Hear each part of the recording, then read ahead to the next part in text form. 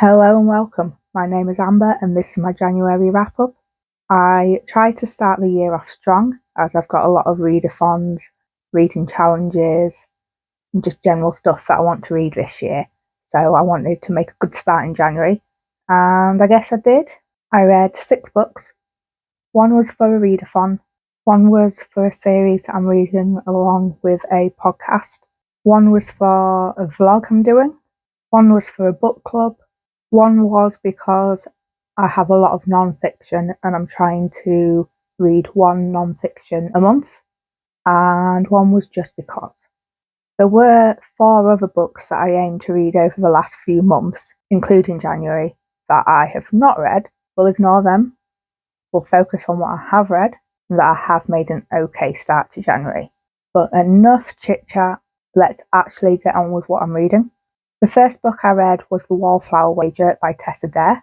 This is the third in the Girl Meets Duke series, and I listened to it via audiobook. This series is a really fun Regency romance, where each book focuses on one character from a friends group as they find love.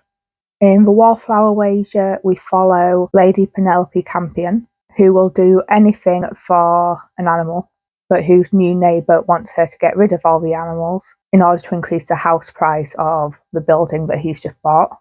With pressure from her family to do the same, she agrees to this, as long as he helps her find loving homes for them all. One chapter into this book and I was laughing out loud. I had actually forgotten how funny the books were. I remembered the characters and I remembered the romance, but I'd forgotten about the humour in them. And I was really happy to rediscover this, especially as I think it's the humour that really makes these books. I think this book was a especially funny one, and I think that was because the animals added to some of the antics in it. But the book also has a few more serious parts to it as well, and I think they were also really enjoyable and went hand in hand with the more comedic aspects to create a more rounded book. According to Audible, the next book is out this year. However, I had a look online and it seems that you shouldn't trust the date that it says it'll be released by, as the release date has been pushed back and back quite a few times due to problems in the author's personal life, and she said to only take the date into account if she says that's when it's coming out. And I don't think she said anything about it, so I don't think it is coming out this year. It's a shame, but at the same time there's so many other books to read that I'm not going to lose sleep over it. Then I read A Time of Courage by Gwynne. This is the third and final book in the Of Blood and Bone series, which is a follow-on to the Faithful and the Fallen series. Gwynne was a highlight from last year for me, so it was quite nice to be carrying him forward into this year as well, and I will be reading more of his books later this year. In Of Blood and Bone, we have a land that is under authoritarian rule, where the actions of those who are supposed to be protecting them are pushing people into joining the enemy. We follow multiple perspectives, seeing characters from across the country and seeing their opposing views and how the lives differ from people from different areas of the country. But then these people have to come together in order to defeat the enemy. So as this is the last book in the series, it's hard to say what it's about without spoilers. But of course, the big battles are in this, and the characters are facing the worst stakes yet. It was a good conclusion to the series, but I am finding that Gwynne's last book in the series are not as good as the rest in the series. They're still really good, but they don't quite live up to the expectations of the other books. But hopefully that will improve as he writes more, and I guess I'll find out. Then I read Song of Kali by Simmons. This is about Robert who travels to Calcutta. He goes there because he works for a magazine, and that magazine has been given the opportunity to publish the poems of somebody who they thought was dead, but has reappeared again. And Robert is sent to Calcutta to pick up the poems and also dig a little bit into where the poet has been. However, Robert has his doubts because he feels that the new poetry doesn't really match the old poetry, and there are very few people who are allowed to see the poet, which makes him question whether it is actually the same guy or not. This is a horror story that draws inspiration from Hindu mythology. I wasn't sure how well the representation was done of India, the people in India, or Hindu mythology, but from what I've read online, it's not done very well. I also found that it was a very male gaze sort of book, where the women are heavily sexualised in places, and the only positive view of a woman seems to be done in order to contrast her to other women. Now, I will say though, I think the main character was created not to be a very good person, and there is one point where he remembers sexually assaulting a child when he was also a child, and he is also not having a pleasant experience in Calcutta because of the horrors that he's facing. So him viewing Hindu mythology and Calcutta negatively isn't much of a surprise because of what he's experiencing, and how women are being portrayed is very to his character specifically. And of course, we all know that just because a character acts a certain way or has particular views doesn't mean that the author also has these views. The story itself was entertaining, and the ending was interesting because it felt like a satisfying conclusion, and yet it wasn't concluded. The main character's part in the story might have been concluded, but the story is a lot bigger than him, but we don't get to see that.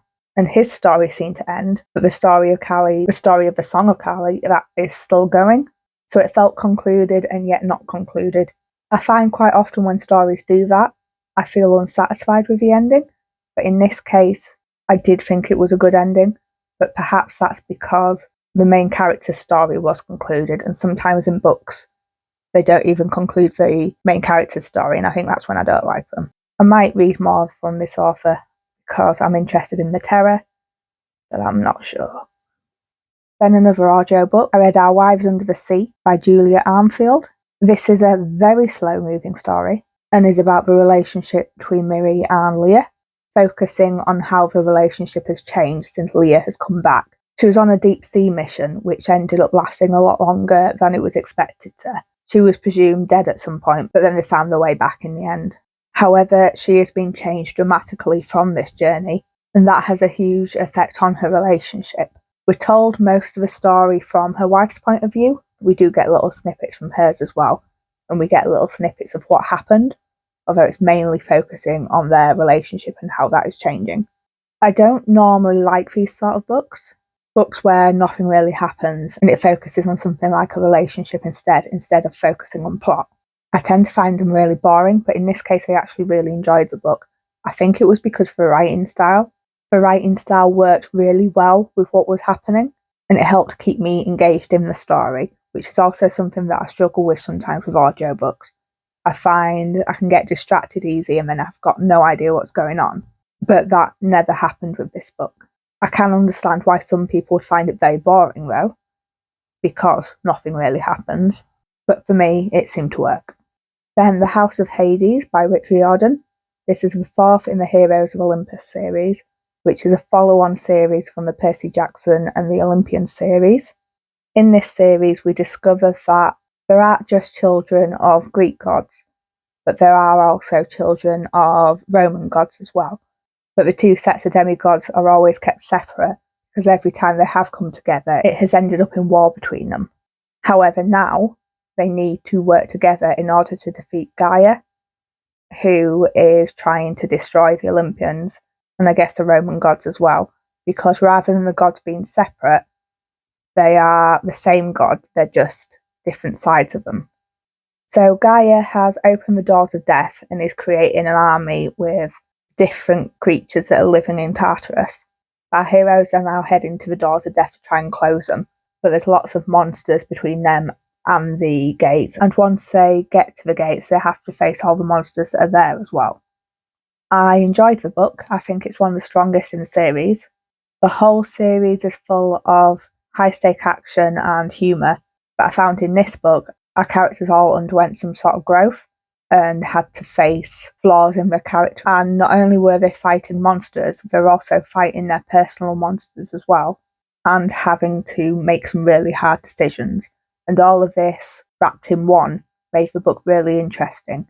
And I think it did well in moving forward the plot, but it also did well in character development as well. I do wish that I'd read this series as a child, as I think I would have loved it. It would have probably been a 5-star series, every book hitting 5 stars. Whereas I think most books hit 4 stars, none of them have been a 5-star. But I think that's because reading them as an adult, I don't quite connect to them as much as I would have done as a child. I am looking forward to reading the last book in the series. However, I have a feeling that my favourite character is going to die, so I have to prepare myself for that. But maybe everything will be okay.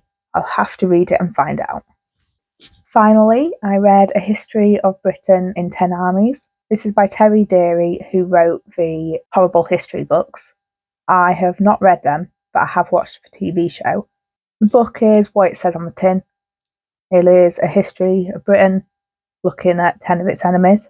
So they include Italy, Saxony, Spain, France, Germany, USA, Ireland, and a few others as well. It was a really accessible read. I did find that the humour often didn't land with me. Despite this, though, it was fairly enjoyable. I'm not sure how accurate it was, but it did make some interesting points around how we sometimes have different versions of the same history because they've come from different people, but also how it's important to question where we got our knowledge from, because quite often the source of the knowledge is biased. I do think that this book will be enjoyed more by British people because, as well as being a history of Britain, it also mentions some more up-to-date references around what has recently been going on in the country. And I think there'll be references which probably won't be understood the same way by people outside of Britain. So that is everything that I read in January. It feels like there was quite an assortment of books. When I started this channel, I had expected it to be mainly a fantasy booktube channel, but I'm finding that my reading is actually a bit more varied than I originally thought. So I think it's more just going to be a bit all over the place, probably because I like to genre hop a little bit. But what about everyone else? What sort of genres do you like to read? Is there any particular genre that you think that I might really enjoy? And if so, do you have any recommendations in that genre? Let me know in the comments. And as always, like this video if you liked it, subscribe if you want to see more.